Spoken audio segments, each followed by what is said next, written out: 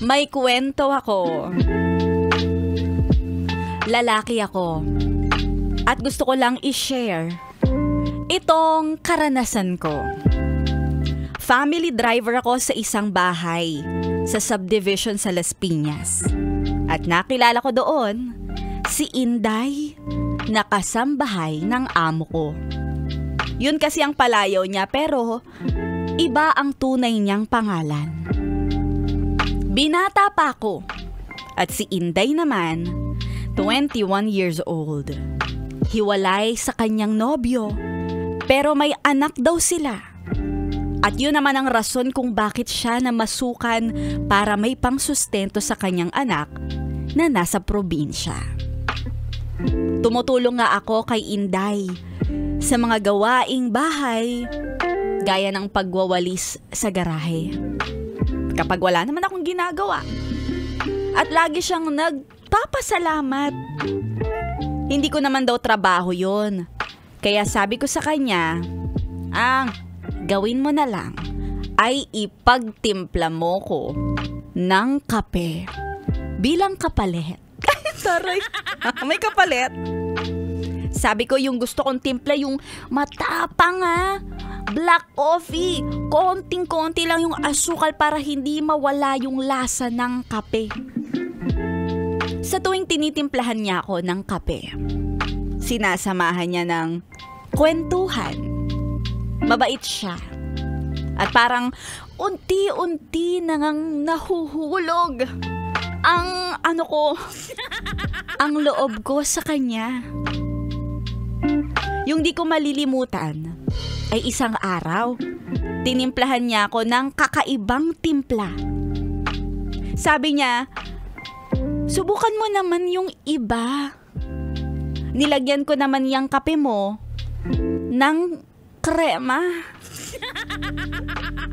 Ganyan kasi ako. Makrema. Magtimpla.